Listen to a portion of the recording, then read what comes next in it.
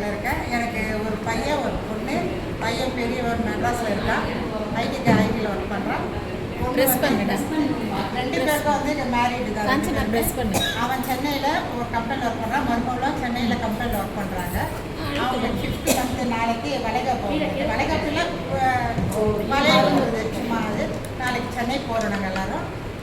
பாப்பாவுக்கு வந்து மேரேஜ் ஆகி 2 குழந்தைங்க இருக்காங்க. ட்வின்ஸ் பேபி எல்லாம் பார்த்துருப்பீங்கன்னு நினைக்கிறேன். அதுங்க 2 தான் இப்போ வருஷத்துக்கு லேட் பண்ணி 2 பசங்க ட்வின்ஸ். அதுங்க பையன் வந்து மருமகள் இருக்கேன். நல்லாயிருக்கும். ஃபேமிலியில் எந்த பிரச்சனைலாம் ஆண்டர் பண்ணத்துல நல்லாயிருக்கும். எந்த குறையும் இல்லை. வீடியோவில் ஒர்க் பண்ணிட்டு இருக்கேன். நான் ஒன்றும் அப்படின்னு எதுவும் சொல்லிட்டு எல்லாம் நான் உங்களெல்லாம் பார்த்துல என்னால் பேசவும் முடியல. ரொம்ப நான் எதாவது பேசிட்டேன்னா அழுதுருவேன்னு எனக்கு பயம் ஒன்று. அதனால கொஞ்சம் பேசி கொஞ்சம் தனியாக பேசுவேன். ஆனால் இந்த மாதிரி பேசும்போது என்னை மீறி கண்ட்ரோல் பண்ணுறோம். அதான் அது என்ன சொல்றேன்னா எல்லாருமே என்ன சொல்றாங்க, எல்லாரும் வந்து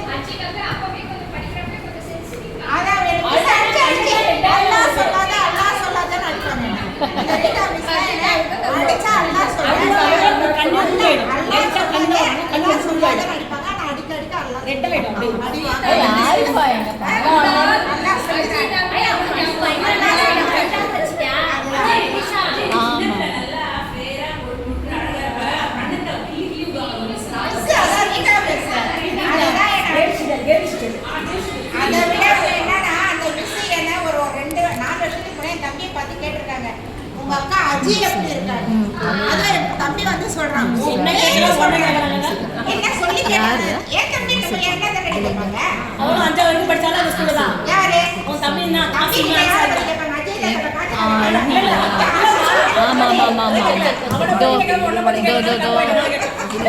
இல்லையா? அவங்க பேர் மறந்துட்டேன். ரொம்ப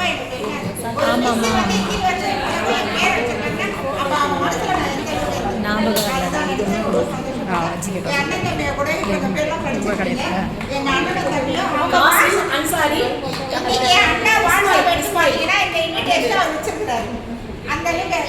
அடிக்கடி காஞ்சனாவை ரொம்ப கேட்பாரு. அவரு வாடகை சரஸ்வதிலாம் அதான் இந்த 3 பேரும் அடிக்கடி